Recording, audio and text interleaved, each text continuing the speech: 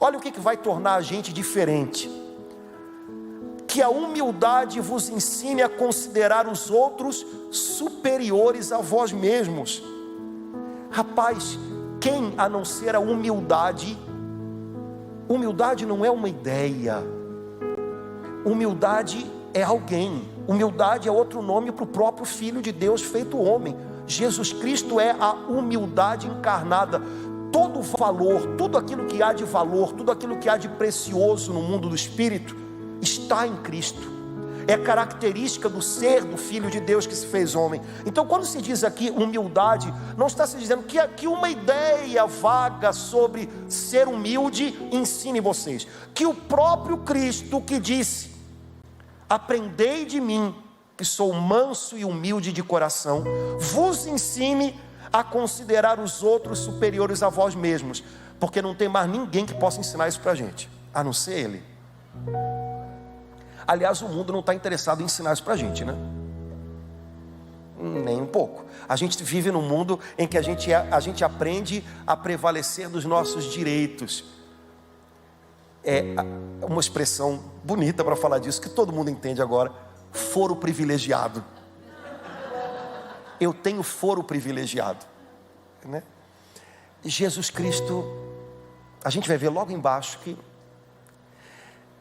irmãos, um dia Jesus perguntou aos seus apóstolos: escutem, quem é mais importante numa festa?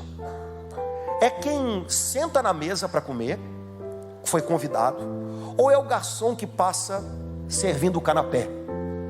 E os discípulos disseram: claro que é quem sentou na mesa, o convidado do noivo ou da noiva ou do dono da festa. E aí Jesus diz: pois é verdade, mas eu estou no meio de vocês como aquele que serve. Era desse jeito que Jesus, enquanto andou nessa terra, se via. Quando ele via aquela gente, coxos, cegos, pessoas assombradas por tantas dores chegando, no coração dele, ele pensava assim: esses são os convidados do meu Pai. Eu sou o servo, eu vou servir o banquete para eles. Jesus via as pessoas assim, e porque ele as via assim, ninguém para Jesus era problema, mesmo quando causava problema. A gente tem umas pessoas que azucrinaram Jesus, né? Lembra daquela mulher que veio gritando, a cananeia: Jesus! O que os discípulos disseram? Manda essa mulher embora, que vergonha, Jesus, essa mulher biruta, manda ela embora. Até que ela se jogou aos pés dele. Para os discípulos não era uma mulher, era um problema, era uma vergonha. Para Jesus não. Lembram quando Jesus estava indo com os discípulos para um lugar à parte, para descansar? Eles tinham ido para a missão e voltaram. A Escritura diz: Jesus disse: vamos para um lugar à parte. Entraram no barco. Quando chegaram na praia onde Jesus ia ficar com os discípulos, eles olharam para a praia estava cheia de gente. Jesus, né? Jesus não voltou. Aquela gente desfez os planos dele. Ele estava querendo descansar com os discípulos, mas Jesus não olhou para eles e disse: olha só, esse monte de problema. Os convidados do meu Pai, está na hora do banquete, lá vou eu servir. Irmãos, cristãos só conseguirão ser diferentes nesse mundo de trevas se tiverem um coração como o de Cristo. Assim, as pessoas chegam nos lugares pensando: como é que eu posso ser servido aqui? Como é que eu posso prevalecer aqui? Jesus Cristo chegava nos lugares pensando: como é que eu posso servir aqui? Qual é o bem que eu posso fazer aqui?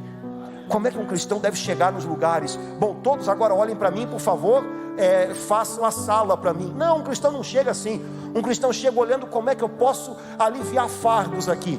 Como é que eu posso renovar a esperança aqui? Porque uma pessoa que sabe o que carrega dentro dela pode ter uma atitude assim. Uma pessoa sabe do que Deus colocou dentro dela, tem uma atitude assim, serviçal, como mestre.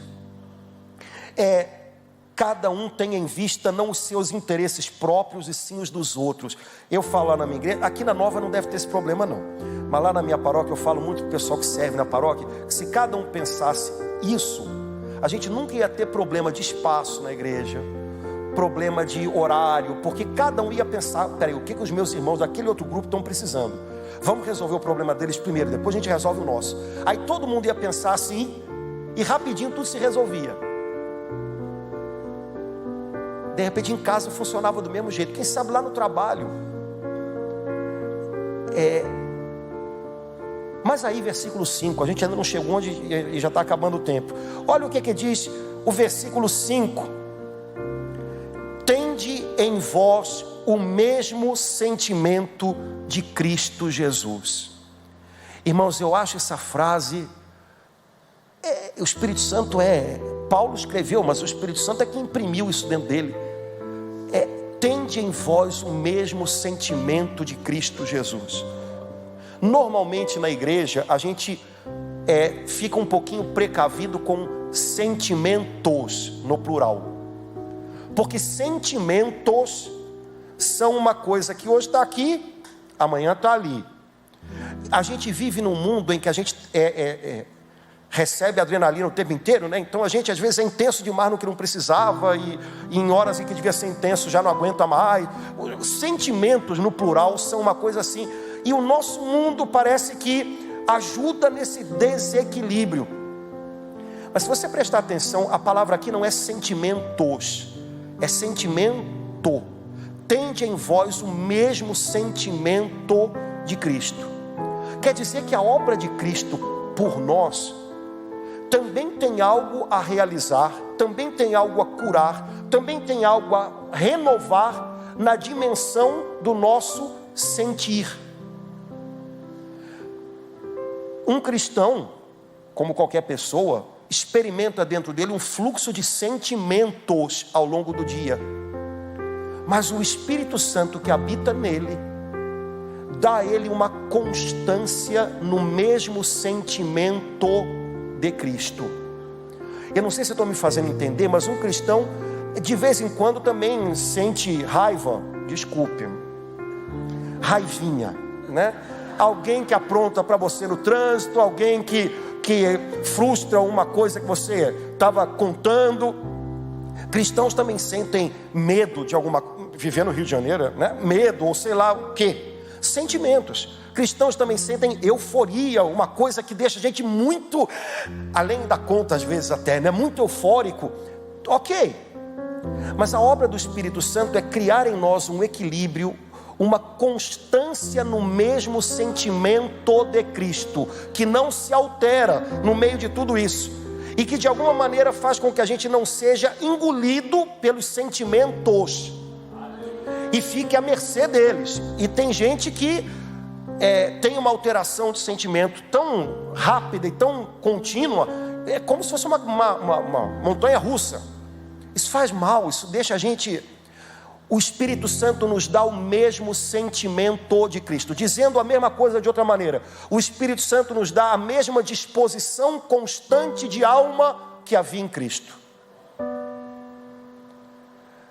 Eu não sei vocês, mas eu preciso muito disso, porque constância é algo que pelas circunstâncias a gente viveria numa montanha russa.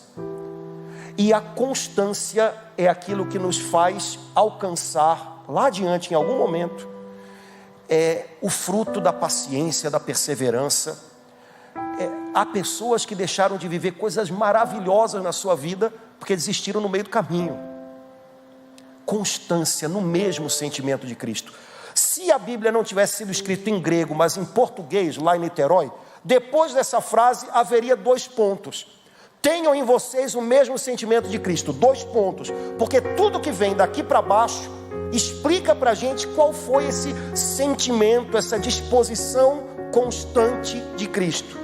A Bíblia não foi escrita em português, não tem 2 pontos em grego antigo, usaram um outro negócio, para mostrar para a gente que o sentimento constante de Cristo em tudo que ele fazia, era esse que vai começar a ser descrito aqui. Dá uma olhadinha, versículo 6. Sendo ele de condição divina, não se prevaleceu de sua igualdade com Deus, mas esvaziou-se a si mesmo, assumindo a condição de servo e assemelhando-se aos homens. e sendo exteriormente reconhecido como homem, humilhou-se ainda mais, tornando-se obediente até a morte e morte de cruz. Chegou lá embaixo, né? Agora versículo 9, vamos começar a subir.